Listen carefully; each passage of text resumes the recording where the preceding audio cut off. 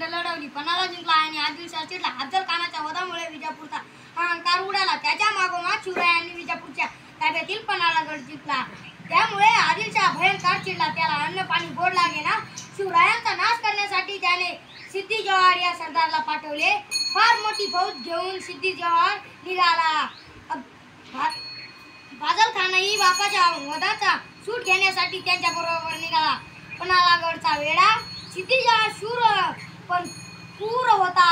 त्याची शिस्त कडक होती. त्याने पणाला गडाला चौफेर वेढा घातला. शिवरायांना गडात कोंडले. पावसाळ्याचे दिवस जवळ आले होते. पावसाळा सुरू झाला की सिद्दी जोहर वेढा होईल असे शिवरायांना वाटले, पण पाऊस सुरू होताच त्याने वेढा अधिकच कडक केला. गडाची शिदोरी संपत आली. आता काय करावे? शक्तीचे काम नाही तेव्हा युक्तीने सुटका करून घेण्याचे शिवरायांनी ठरवले. लवकर किल्ला तुमच्या स्वाधीन करतो निरोप त्यांनी सिद्धीला पाठवला. तो खुश झाला. त्याने कबूल केले. वेळेच्या कामाने सिद्धीचे सैनिक कंटाळले होते. शिवाजी शरण येत आहे हे ऐकून त्यांना आनंद झाला. खाणे पिणे, गाणे बजावणे, पाणी यात ते दंग होऊन गेले.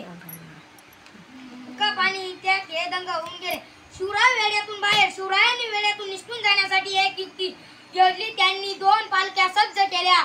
एकीतून शिवराय अवघड वाटेने बाहेर जाणार आणि दुसरीतून शिवराय वेश धारण केलेली व्यक्ती राजदिंडी दरवाजातून बाहेर पडणार. दुसरी पालखी शत्रू सैन्याला सहज दिसणार असल्याने ती पकडली जाणार आणि शिवाजी राजांचं पकडलेले समजून शत्रू जल्लोष करणार. एवढ्यात शिवराय अवघड वाटेने निसटून जाणार अशी ती योजना होती. त्यासाठी एक बहादूर तरुण तयार झाला. तो दिसायला शिवरायांसारखाच होता. त्याचे नाव होते शिवाकाशी. शिवरायांच्या शर्यतीत वेशभूषा करणारा तो सेवक होता.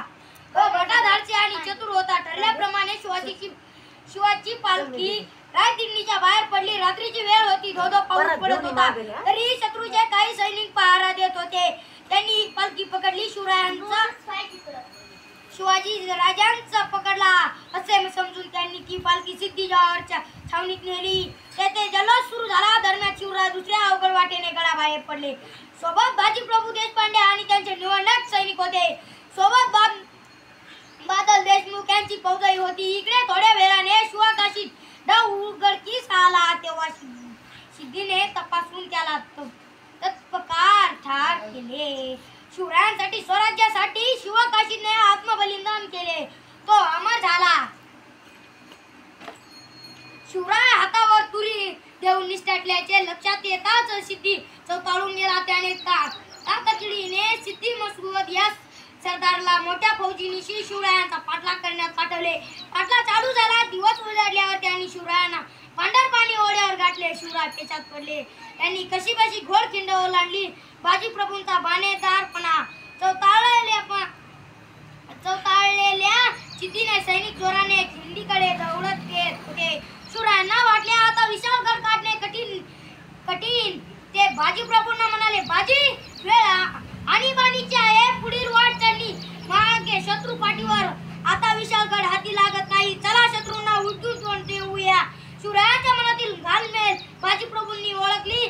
खिंडीच्या लोकांनी शत्रू चवताळून येत होता. शिवरायांचे जीवित धोक्यात होते. सारे स्वराज्य धोक्यात होते. बाजीप्रभूंना शिवरायांना कळकळीने सांगितले, महाराज तुम्ही पुढे सैनिक घेऊन विशाळगडाकडे चला. उरलेले सैनिक सह मी खिंडीत उभा राहतो. महाराज मी मरेन पण शत्रूंना खिंड चढून देणार नाही. एक बाजी गेला तरी तुम्हाला दुसरा मिळेल. पण स्वराज्यासाठी शिवाजी महाराजांची गरज आहे. गनिमांची संख्या अफाट आहे. आपण थोडे आहोत. तेथे आपला निभाव लागणार नाही. तुम्ही तेथे थांबू नका. आम्ही खिंड रोखून धरतो. गनिमांना आम्ही तेथेच ठोकून धरू. तुम्ही गडावर पोहोचेपर्यंत आम्ही शत्रूंना अडवून धरू. तुम्ही निर्धास्तपणे जा. बाजीप्रभूंनी स्वाभिभक्ती बघून शिवराय वरले. बाजीप्रभू सारखा मोहरा हिरेला घातले. त्यांच्या जीवावर आले होते. त्यांना स्वराज्याचे ध्येय गाठायचे होते. त्यांनी मन आवरले. शिवराय बाजीला प्रेमाने भेटले व म्हणाले, आम्ही गडावर जातो. तेथे पोहोचतात तोफाचा आवाज होतील. मग गाड ताबडतोब खिंड सोडून तुम्ही निघून या. बाजीने शत्रूला रोखले. बाजीप्रभूंना खिंडीत मागे ठेवून शिवराय विशाळगडाकडे निघाले. बाजींनी शिवरायांच्या पाठो मोऱ्या मूर्तीला लावून मुद्रा केला. मग त्याने तोडाशी उभा राहिला त्याने मावळ्यांच्या तुकड्या पाडल्या त्यांना जागा नेमून दिल्या मावळ्यांनी दगडगोटे जमा केले आणि ते आपल्यांना जागी तयारी उभे राहिले खिंडीच्या तोंडावर मावळ्यांची पोलादी पळी तयार झाली इतक्यात शत्रूंचा युद्ध गर्जना ऐकू आल्या शत्रू खिंडी खाली आला होता बाजी मावळ्यांना म्हणाला बहादूर मर्दांनो जीव गेला तरी जागा सोडू नका गनिमांना खिंड चढू देऊ नका बाजी प्रभू आणि त्यांचे मावळे खिंडीच्या तोंडाशी पाय रोवून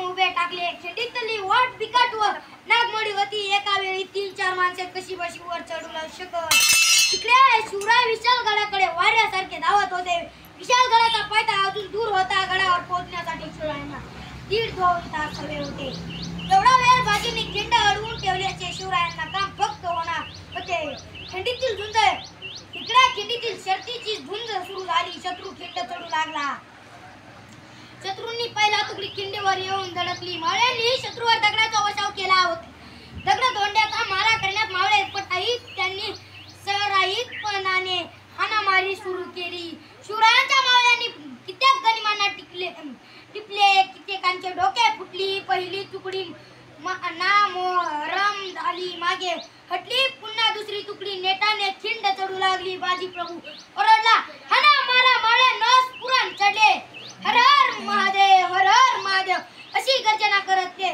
शत्रूवर तुटून पडले पुन्हा दगडांचा वर्षाव सुरू झाला शत्रू धडाधड कोसळू लागला बाजी बेहोश होऊन ओरडला शाबास माझ्या पट्ट्यांनो फेका आणखी दगड ठेचा गनिमांना होऊ द्या जोराचा मारा शाबास तुमची दुसऱ्याच्या तुकडीचा निकाल लागला तिकडे शिवराय विशालगडाकडे घोड दौड करत होते गडाचा पायथा जवळ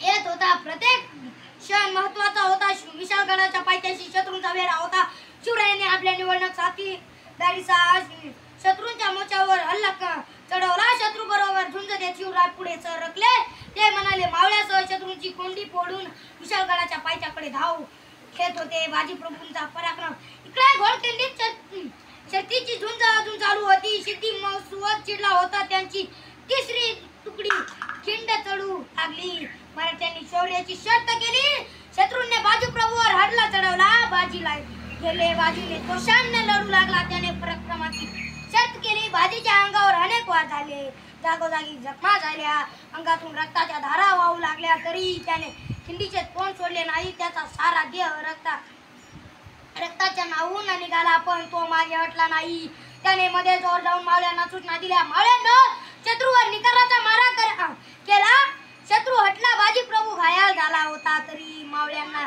झुंज चालू ठेवण्यासाठी तो बजावत होता त्याचे सारे लक्ष तोफाच्या आवाजाकडे होते ती पावन खिंडी एवढ्या तोफाचा आवाज कडकडला तोफाचा आवाज धारातील ती कोसळल्याने बाजीचे पाणी फुटले महाराज गडावर पोहोचले मी आता माझी छत्री बजावली आता मी सुखाने मरतो असे म्हणून त्या स्वाभिभक्त बाजी प्रभूने प्राण सोडला ही वार्ता विशालगडावर महाराजांना समजली तेव्हा त्यांना मोठे दुःख झाले आणि ते म्हणाले बाजी प्रभू देशपांडे स्वराज्यासाठी धारा तीर्थी पडले बादलाच्या लोकांनी युद्धाची शर्त केली बाजी प्रभू सारखे देशभक्त होते म्हणून स्वराज्याचे पाऊल पुढे पडले त्या स्वाभिनिष्ठाच्या रक्ताने घोडखिंड पावन झाली पावनखिंड या नावाने इतिहास की अमर झाली धन्य तो वीर आणि धन्य तो बाजी प्रभू